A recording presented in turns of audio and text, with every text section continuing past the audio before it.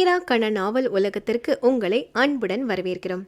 இந்த தளத்தில் எழுத்தாளர் இந்து ஷியாம் மற்றும் எழுத்தாளர் ஆர்த்தி கோபியின் கதைகளை ஒலி புத்தகமாக நீங்கள் கேட்டு மகிழலாம். இன்று நாம் கேட்கவிருக்கும் கதை எழுத்தாளர் இந்து ஷியாம் மற்றும் எழுத்தாளர் ஆர்த்தி கோபியின் கட்டுண்டேன் நின் காதலில். நான் உங்கள் ஆஜய் கிருத்திகாராஜ். இந்த ஒலி புத்தகம் உங்களுக்கு பிடிச்சிருந்தா லைக் பண்ணுங்க, உங்க நண்பர்களுக்கும் ஷேர் பண்ணுங்க. தீரா கண ஆடியோ நாவல்ஸுக்கு சப்ஸ்கிரைப் பண்ணுங்க. உடனுக்குடன் அப்டேட்ஸ் பெற பக்கத்தில் உள்ள பெல் ஐக்கானையும் ப்ரெஸ் பண்ணுங்க. அத்தியாயம் 3.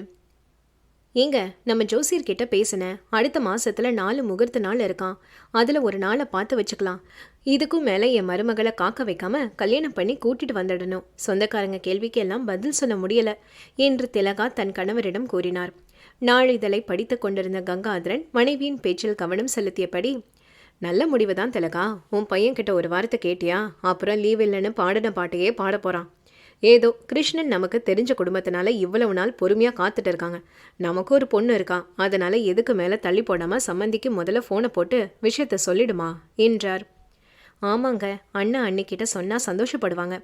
கார்த்திக் தான் வெள்ளிக்கிழமை வரானே, அன்னைக்கு அவன்கிட்டையும் இதை பற்றி தீர்மானமாக சொல்லிடலாம். இனிமே லீவ் இல்லைன்னு சொன்னாலும் பரவாயில்ல, முதல்ல கல்யாணத்தை முடிச்சிடலாம். அப்புறமா நிலாவை கனடாவுக்கு அழைச்சிட்டு போக சொல்லலாம். இங்கே வேலை கிடைக்கிற மாதிரி இருக்குன்னு சொன்னானே, பார்க்கலாம், கடவுள் விட்ட வழி. நான் முதல்ல அன்னிக்கிட்ட சொல்லிட்டு வரேன் என்று சந்தோஷமாக கூறினார் திலகா. மங்கையை அழைத்தவர், ஹலோ அண்ணி, எப்படி இருக்கீங்க? அண்ணனும் நிலாவும் சௌக்கியமா என்று நலம் விசாரிக்க, அதற்கு மங்கையும் பதில் உபசரிப்பு கேட்டுவிட்ட பிறகு இருவரும் திருமண தேதியை பற்றி ஆலோசித்தனர். அடுத்த மாதம் 4 முகூர்த்த தேதி இருக்கு. அதில் 10ஆம் தேதி நல்லா பொருந்தி இருக்குன்னு ஜோசியர் சொன்னார். இதுக்கும் மேலே தள்ளி போட வேணாம் அண்ணி. கார்த்திக்கிட்ட கல்யாணத்துக்கு மட்டும் லீவ் எடுக்க சொல்கிறேன். அப்புறமா நிலாவுக்கு வீசா கிடைக்கணும், நிறைய வேலை இருக்குது. அதனால் முதல்ல அவன் மட்டும் கனடா போகட்டும், அப்புறம் நிலாவை அனுப்பலாம்னு இருக்கோம். நீங்களும் அண்ணனும் இதை பற்றி என்ன சொல்கிறீங்க என்றார் திலகா. அதை கேட்டவுடன் மங்கையின் மனம் நிம்மதி கலந்து சந்தோஷம் கொண்டாலும் அடுத்தது உடனடியாக திருமண வேலைகளை விரைவில் முடிக்க எண்ணி மலைத்து போனார். அவர்கிட்ட கண்டிப்பாக இதை பற்றி சொல்லுறேன் திலகா. ஆனால் மாப்பிள்ளைக்கு இது சம்மதம் தானே? கல்யாணம் ஆன கையோட நிலாவை கூட்டிகிட்டு போகிற எண்ணத்தில் இருக்க போகிறாரு. அவருக்கு இதெல்லாம் பிரச்சனை இல்லைனா எங்களுக்கும் முழு சம்மதம்தான் என்று மங்கை தெளிவாக அவரது பக்க சம்மதத்தை கூறினார். கார்த்திக் ஒன்று சொல்ல மாட்டானே, அதுவும் இல்லாமல் அவனுக்கு இங்கே டிரான்ஸ்ஃபர் கிடைக்கிற மாதிரி இருக்குது. கனடா போகாமல் இங்கே இருக்கக்கூட வாய்ப்பு இருக்குது. அதனால் நம்ம காலம் கடத்தாமல் எல்லா வேலையும் ஆரம்பிச்சிடலாம் அண்ணி என்றதும் மங்கைக்கு மேலும் நிம்மதியானது. கடல் கடந்து பெண்ணை கொடுப்பதில் சற்று யோசித்தாலும் இப்போது திலகாவின் வார்த்தைகள் அவருக்கு தெம்பு கொடுத்தது. மாந்துளிர் பச்சையில் அரக்கு வண்ணம் கலந்த சில்க் காட்டன் புடவையை உடுத்தி தளர பின்னலிட்டு அதில் சிறு முல்லை பூவை சூடிக்கொண்டு காதில் இருக்கும் சின்னஞ்சிறு ஜிமிக்கி அவளை போலவே அமைதியாக இருக்க, நெற்றியில் கோபுர திலக பொட்டும் அதன் மேல் சந்தனமும் வைத்திருந்த வெண்ணிலாவை பார்த்த வெற்றி ஒரு சில நொடிகள் மூச்சுவிட மறந்தான். வெற்றி, உனக்கு ஓகேவா என்று சந்துரு கேட்க, அதை காதில் வாங்காமல் இருந்தவனின் விழிகள் நிலாவிடமே பதிந்திருந்தது. வெற்றி, டேய் என்று சந்துரு மீண்டும் குரல் கொடுக்க, சந்துரு என்ன கேட்ட என்று வெற்றி பதற்றத்தை மறைத்து கொண்டு கேட்டான். சரியா போச்சு போ, உனக்கு ஓகேவான்னு கேட்டேன் என்றான் சந்துரு மீண்டும். ஐயோ, இவன் எதை பற்றி கேட்குறான்? ஒருவேளை நிலாவை பார்த்ததை தப்பாக நினச்சிட்டானா என்றெண்ணி தயங்கியபடி, நீ எதை கேட்குற என்றான் வெற்றி. என்ன ஆச்சுடா உனக்கு? கிரி நல்ல ஜரிகை வச்ச வேட்டியை எடுத்துட்டு வரானா, அதைத்தான் கேட்டேன் என்று சந்துரு சொன்னவுடன் தான் வெற்றிக்கு நிம்மதி மூச்சு வந்தது. பெண்கள் புடவையிலும் ஆண்கள் வேட்டியிலும் வர அலுவலகமே களை கட்டியது. சில பெண்கள் திருமண வரவேற்பிற்கு வருகை தந்தது போல் மிகுந்த ஒப்பனையில் ஜொலித்து கொண்டிருக்க, அங்கிருந்த சக ஆண் ஊழியர்களின் பார்வைகளை பறித்து கொண்டிருந்தனர். அதில் விதிவிலக்கு விரல் விட்டு எண்ணக்கூடிய ஒரு சில பெண்கள் மட்டுமே. ஒப்படை பூசிக்கொண்டிருந்த பெண்களின் மத்தியில் வெண்ணிலா வழக்கம் போல் எளிமையாகவே இருந்தாள்.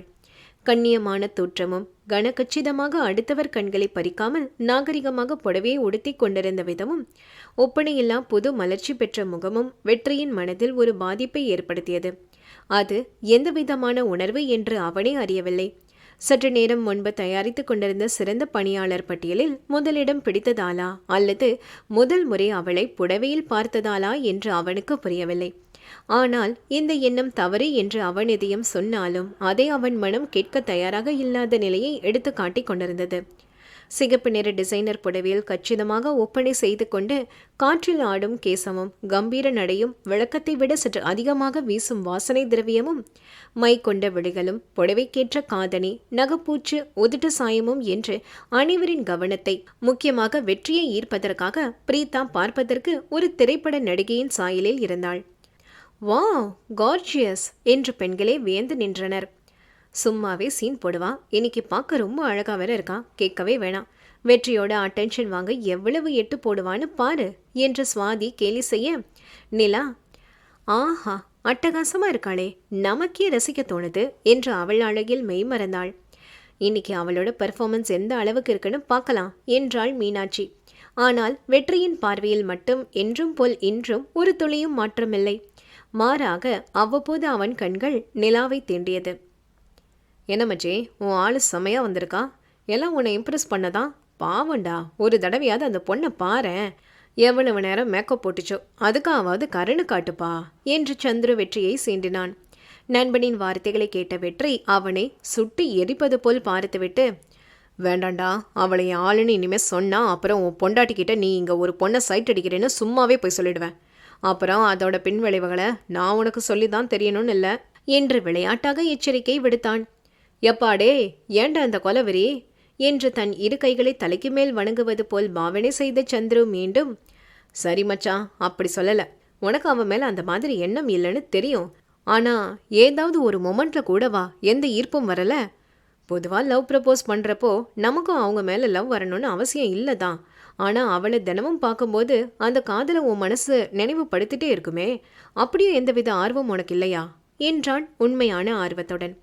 சந்துரு கேட்பதை கூர்மையாகவும் அதே சமயம் நாற்காலியில் சற்று சாய்வாக அமர்ந்து தன் இரு கைகளை பின்தலையில் தாங்கியபடி கேட்டுக்கொண்டிருந்த வெற்றியின் பார்வை ஒரு சில வினாடிகளை பிரீத்தாவை ஆராய்ந்த பிறகு உதட்டில் சிறு ஏளன புன்னகை வந்து மறைந்தது. அவன் பார்வை பிரீத்தாவிடம் சென்ற நேரம் சுவாதி அதை கவனித்துவிட்டு தன் இதழ்களை நன்கு மூடிக்கொண்டு சிரிப்பை அடக்கி கொண்டாள். அதை கண்டு கொண்ட வெற்றியின் யோசனை, அன்று வெண்ணிலா தானும் பிரீத்தாவும் மீட்டிங் அறையிலிருந்து வெளியே வந்த நேரம் இதே போல் அவர்களை கண்காணித்துவிட்டு பிறகு சட்டென்று சுதாரித்து கொண்டு தன் பதற்றமான பார்வையை மாற்றிக்கொண்டதை இப்போது நினைவு கூர்ந்தான். ஏனோ அவளது அப்பார்வை இப்போது அவனை இம்சித்தது. மற்றவர்களின் தேவையற்ற எண்ணத்திற்கு என்றுமே முக்கியத்துவம் அளிக்காதவன் முதன்முறை தன்னை பற்றிய நிலாவின் எண்ணத்தை அறிய ஆர்வம் காட்டினான். பிரீத்தாவின் காதல் பிதற்றலுக்கு ஒரு முற்றுப்புள்ளி வைக்க நினைத்தான். வெற்றி கிரி கொண்டு வந்திருந்த வேட்டியை அணிந்து கொண்டு அனைவருடன் விளையாட்டு போட்டி செயல்பாட்டில் ஆர்வமாக பங்கு கொண்டான். சில போட்டியில் சுவாதியும் நிலாவும் வென்றார்கள். பிறகு அனைவரும் ஒன்றாக நின்று குழுப்படம் எடுத்துக்கொண்டனர்.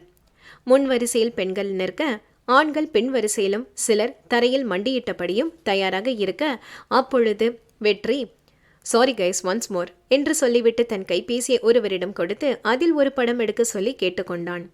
கைபேசியை கொடுத்துவிட்டு தற்செயலாக வந்து நிற்பது போல் வெண்ணிலாவின் அருகில் சென்று நின்றவன் அவளை ஓர கண்ணால் கள்ளப்பார்வை பார்க்க அதே அவன் கைபேசி லாவகமாக சிறைப்பிடித்தது. அவனின் இந்த கள்ளத்தனம் அவனுக்கு புது அனுபவத்தை கொடுத்தது. ஏனோ மீண்டும் மீண்டும் வெண்ணிலாவை பார்க்க சொல்லி அவன் மனம் அவனை உசுப்பியது. அதை கட்டுப்படுத்த பெரிதும் அவதிப்பட்டான். இதற்கிடையில் பிரீத்தா அவனிடம் நெருங்கி, Vetri, can we take one selfie என்று இடைய அதை தவிர்க்கும் விதத்தில் அவளை நேரடியாக புண்படுத்த விரும்பாமல், sorry Preetha, I have a call now, bye என்றான். அன்று முழுவதும் அவனது கவனத்தை பெற எத்தனை முயற்சிகள் அவள் செய்தும் அவனது நடத்தை அவளுக்கு மேலும் சினமூட்டியது.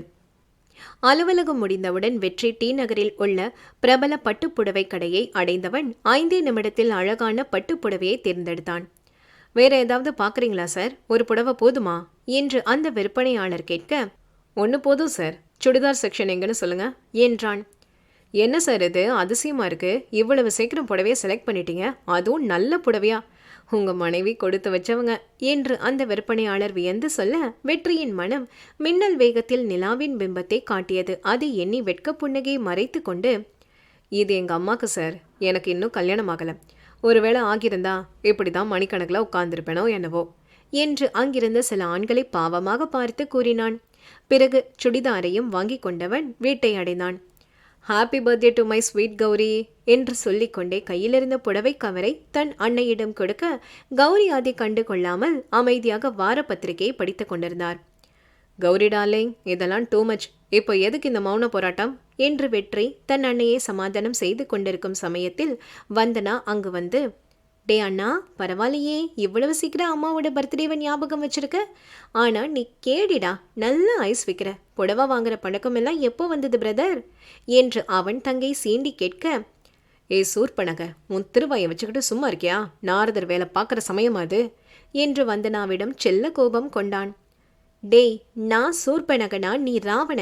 பாரு பாட்டி, இந்த தனியை என்னை ஏதாவது சொல்லிக்கிட்டே இருக்கான் என்று அவளின் பாட்டியை தனக்கு சாதகமாக பேச அழைக்க கிருஷ்ணவேணி அங்கு வந்து வெற்றியின் காதை திருகினார். என்னடா, எப்போ பாரு என் பேத்தியை அப்படி சொல்ற? பொம்பளை பசங்களை அழ வைக்க கூடாதுடா என்று அவர் சொல்லி கொண்டிருக்கும் போது வந்தனா அவனே ஒரு வெற்றி பார்வையை வீசி புன்னகைத்தாள்.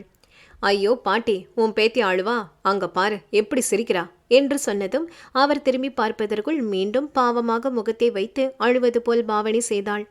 ஏன் பாட்டி, இதான் உன் டக்கா? அவன் நிமிஷத்துக்கு ஒரு எக்ஸ்பிரஷன் மாத்துவா என்று நகைச்சுவை நடிகர் கருணாஸ் பாணியில் வெற்றி சொன்னதும் கௌரி சிரித்து விட்டார். அவ்வளவுதான் அம்மா, கிளீன் போல்டு. அது எப்படிடா இவ்வளவு ஈஸியா எல்லாரோட மனசை மாத்திடுற? அந்த திறமையை எனக்கும் கொஞ்சம் சொல்லிக் கொடு என்று வந்தனா மேலும் வம்பு செய்ய, கௌரி, போதும் நிறுத்துங்க, இன்னும் சின்ன பசங்க மாதிரி சண்டை போட்டுக்கிட்டு. ஏண்டா, காலையில் போயிட்டு வரேன்னு கூட சொல்லாமல் கிளம்பிட்ட. நான் பைத்தியம் மாதிரி உனக்கு பிடிக்கும்னு அசோகா அல்வா எல்லாம் பண்ணா நீ ஆளைய காணோம். ஆஃபீஸ் போயிட்டு தான் தகவல் சொல்லுவியா என்று பொய் கோபத்துடன் கேட்டார். பதில் சொல்ல முடியாமல் திருதிருவென முழித்தவன் சட்டென, நான் அப்பா கிட்ட சொல்லிட்டு தானே போனேன். என்னப்பா, வழக்கம் போல சொல்ல மறந்துட்டீங்களா என்று சிவனே என்று தொலைக்காட்சியில் மூழ்கியிருந்த நித்யானந்தனை கோர்த்து விட்டான். அடே மகா நடிகனே, நீ தப்பிக்க என்ன கோத்து விடுறியா? உங்க அம்மாவை ஏமாத்த முடியாது. ஊரில் அருந்து ரொம்ப நேரமாச்சுப்பா, ஒழுங்கா சரண்டர் ஆயிடு, வேற வழி இல்லை என்று சபையில் வெட்டு 1 துண்டு 2 என்று போட்டு உடைத்தார் நித்யானந்தன்.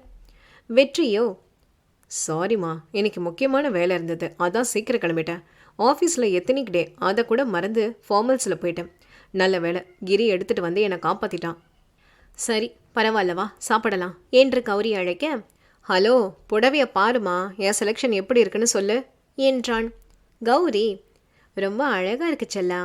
செல்லா வெற்றியின் செல்ல பெயர். ஆனா சின்ன பொண்ணுங்க கட்டுற மாதிரி இருக்குடா, எனக்கு பொருத்தமா இருக்குமான்னு தெரியலையே.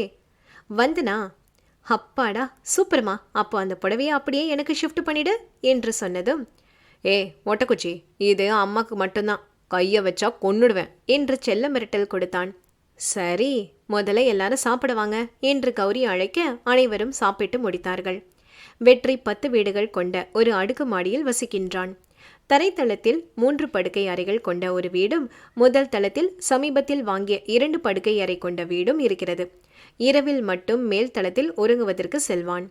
வருங்காலத்தில் வெற்றி மற்றும் வந்தனாவுக்கு திருமணம் முடிந்தால் கீழ்த்தளத்தில் இருக்கும் வீட்டில் இடம் பற்றாக்குறை ஏற்படும் என்பதால் அவ்வீட்டை கிருஷ்ணவேணியின் வற்புறுத்தலில் வாங்கினான். மேல் வீட்டிற்கு செல்வதற்கு முன்பு வந்தனாவிடம் வந்தவன், ஹே வாயாடி, இந்தா இது உனக்கு என்று அவளுக்காக வாங்கி வந்த சுடிதாரை கொடுக்க, ஹாய் சூப்பர் அண்ணா, ரொம்ப நல்லா இருக்கண்ணா, தேங்க்ஸ் அண்ணா என்று வந்தனாவின் பல அண்ணாக்களில் வாயடைத்து நின்றான். பாத்தியா பாட்டி, ஒரு சுடிதாருக்கு வார்த்தைக்கு வார்த்தை எத்தனை அண்ணா கூப்பிடுறா. இப்படி மரியாதை வாங்கிக்கவே நான் இவளுக்கு நிறைய வாங்கி தரணும் போல என்று தாடையை தடவிக்கொண்டு கிண்டல் செய்தவனை சிரித்து கொண்டே பார்த்த கிருஷ்ணவேணி, கண்டிப்பா செல்லா, கூட பிறந்தவளுக்கு செய்ய எப்பவும் யோசிக்க கூடாது. அவ கல்யாணம் ஆன பிறகும் நீ உன் கடமையை விட்டுடக்கூடாது. உனக்கு நான் சொல்ல தேவையில்லை, இருந்தாலும் உனக்கும் நாளைக்கு கல்யாணம் ஆகும். உனக்கு வர பொண்டாட்டி எப்படி இருந்தாலும் சரி, வந்தனாக்கு ஒரு அண்ணனா செய்யறதை எதையும் மறக்கக்கூடாது. அண்ணன் தம்பி கூட பிறக்கிற பொம்பளை பசங்க எல்லாம் கொடுத்து வச்சவங்கன்னு சொல்லுவாங்க. நாளைக்கு ஒரு நல்லது நடந்தா முதல்ல நின்று நடத்துறதோ, அதே அவங்களுக்கு ஒரு பிரச்சனை வந்தா தோள் கொடுத்து தாங்கி பிடிச்சு தைரியம் கொடுக்கறதோ நீங்க தான். ஒரு கட்டத்தில் சில விஷயங்களை அம்மா கிட்ட சொல்றதை விட நம்ம அண்ணன் இருக்கான், அவன் பார்த்துப்பான்னு உன்கிட்ட தான் வருவா. நாம அவளுக்கு கொடுக்கிற சீரை விட உன்னோட பக்கம் பலம்தான் அதிகமாக இருக்கணும்டா கண்ணா என்றார் ஆதங்கமாக. அவர் கூறியதை முழுவதும் அமைதியாக கேட்டுக்கொண்டிருந்தவன், அப்படியெல்லாம் விட்டுட மாட்டேன் டார்லிங். நான் உங்களையும் உங்கள் அண்ணன் தம்பி உங்களுக்கு எப்படி இன்னைக்கும் ஆதரவாக இருக்காங்கன்னு பார்த்து வளர்ந்தவன். அதனால் கண்டிப்பாக உங்கள் செல்ல பேத்திக்கு நான் எப்பவும் துணையாக இருப்பேன். அப்படியே நான் மறந்தாலும் இந்த சூர்பனக தான் சும்மா இருப்பாளா, இல்லை என்னை விட்டுடுவாளா என்று மீண்டும் வம்பு செய்ய, வந்தனா அவன் கொடுத்த சுடிதாரின் விளைவால் எதிர்பதில் ஏதும் கூறாமல் அமைதியாக இருந்தாள். ஏண்டா உங்க அம்மாவுக்கும் தங்கைக்கும் தான் வாங்கிட்டு வருவியா, எனக்கெல்லாம் வெறும் கைதானா என்று போலி வம்பு கிருஷ்ணவேணி செய்ய, அப்பொழுது வெற்றி அவரிடம் நெருங்கி ரகசிய குரலில், பாட்டி, நான் நேத்திக்கே உனக்கு பிடிச்சது ஒன்று வாங்கிட்டேன், இவங்களுக்கு தெரிஞ்சா பொறாமப்படுவாங்கன்னு தான் அவங்களுக்கு முதல்ல கொடுத்தேன் என்று சமாதானம் கூறி அவருக்கு பிடித்த முருக கடவுளின் சிறிய விக்கிரகத்தை கொடுத்துவிட்டு பாராட்டையும் பெற்று சென்றான். மேல்தளத்துக்கு சென்றவன் வானொலியில் மிதந்து வந்த பாடல்களை கேட்டபடி சிறிது நேரம் மடிக்கணினியில் வேலை பார்த்து கொண்டிருந்தான். குளிர்ந்த காற்று வீசும் அறையில் மெல்லிய விளக்கொலியில் செவிகளுக்கு இனிமையான தேனிசை பாடல்கள் ஒலிக்க அதில் அவன் மனதிற்கு இனிமையாக இருந்தது. நேயர்களே, அடுத்து நாம் கேட்கவிருக்கும் உங்கள் விருப்பம் நிகழ்ச்சியில் தெய்வத்தாய் திரைப்படத்திலிருந்து TM சௌந்தரராஜனின் மெய்சிலிருக்கும் குரலில் கேட்கலாம். ஒரு பெண்ணை பார்த்து நிலவை பார்த்தேன், நிலவில் குளிரில்லை. அவள் கண்ணை பார்த்து மலரை பார்த்தேன், மலரில் ஒளி இல்லை. அவள் இல்லாமல் நான் இல்லை, நான் இல்லாமல் அவள் இல்லை. அவள் இல்லாமல் நான் இல்லை, நான் இல்லாமல் அவள் இல்லை என்று ஒலிக்க அவனை அறியாமல் வெண்ணிலாவின் நினைவுகள் அவனை ஆக்கிரமித்தன. ஒவ்வொரு பாடலின் வரி கேட்கும் பொழுது அவளின் சிரிக்கும் இதழ்கள், பேசும் கண்கள், நடனமாடும் ஜிமிக்கி, குலுங்கும் வளையோசை என்று தனித்தனியாக காட்சி தர அவன் வெட்கமாக சிரித்து கொண்டான். கணினியை மூடி வைத்தவன் கைபேசியை எடுத்து அன்று எடுத்துக்கொண்டு குழு புகைப்படங்களை பார்த்து கொண்டிருந்தான். அதில் அவள் அருகில் நிற்பதை மட்டும் பெரிதாக்கி ஜூம் செய்து பார்த்து ரசிக்க, அப்பொழுது மீண்டும் அந்த பாடலின் வரியான, இன்று காதல் ஏக்கம் தந்தாள் சென்றாள், நாளை என் செய்வாளோ என்று வரிகள் வர விதி சொல்லியது, என்னவோ நாளை அவள் வேறு ஒருவனுக்கு நிச்சயமானவள் என்று தெரிந்தால் உன் நிலை என்ன ஆகுமோ என்று கேலி செய்தது. அதை அறியாதவன் தலையை குலுக்கிவிட்டு சுய நினைவிற்கு வந்து, ச்ச, இது என்ன மாதிரியான உணர்வு, ஏன் இப்படி மனசு அலைப்பாயுது? ஏனோ நிலாவை பார்த்ததுலேருந்து என் மனசு திஸ் இஸ் த மொமெண்ட்னு சொல்லுது. ஒருவேளை இதுதான் காதலா? இந்த அவஸ்தை கூட வித்தியாசமான அனுபவமாக இருக்கே. நாளைக்கே சந்துருக்கிட்ட இதை பற்றி சொல்லி மனசை தெளிவுபடுத்திக்கணும் என்று யோசித்தவனின் தூக்கம் தொலைந்தது. இதற்கே தூக்கமில்லை என்று தவிப்பவன் எதிர்காலத்தில் நடக்கவிருக்கும் நிகழ்வுகளுக்கும் சேர்த்து தன் தூக்கத்தை தொலைக்கப் போகிறான் என்று அறியாமலே புரண்டு கொண்டிருந்தான். கதையில் அடுத்து என்ன என்பதை அடுத்த பதிவில் பார்ப்போம். இணைந்திடுங்கள் எங்களோடு. இந்த கதை உங்களுக்கு பிடிச்சிருந்தா லைக் பண்ணுங்கள், கமெண்ட் பண்ணுங்கள், உங்கள் ஃப்ரெண்ட்ஸ் அண்ட் ஃபேமிலிக்கும் ஷேர் பண்ணுங்கள். அப்படியே இந்து ஆர்த்தியின் தீராக்கண ஆடியோ நாவல் யூடியூப் சேனலுக்கு சப்ஸ்கிரைப் பண்ணிடுங்க. பக்கத்தில் உள்ள பெல் ஐக்கானையும் ப்ரெஸ் பண்ணி வச்சுக்கோங்க. மீண்டும் சந்திப்போம். நன்றி.